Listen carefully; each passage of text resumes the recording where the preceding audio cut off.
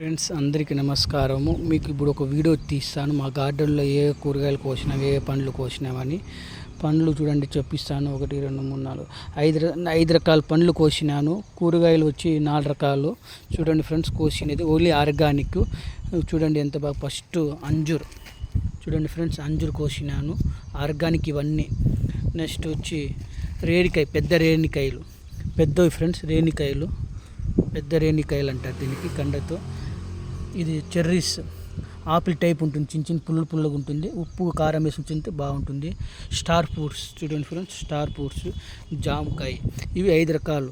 మళ్ళీ కూరగాయలు కాకరకాయ, బెండకాయ, ఏనుగు దంతాలు అంటారు ఫ్రెండ్స్. ఇవి ఏనుగు దంతాలు పెద్దగా ఉంటాయి చూడు, ఏనుగు మాదిరిగా, ఏనుగు దంతాలు భలే బాగుంటుంది.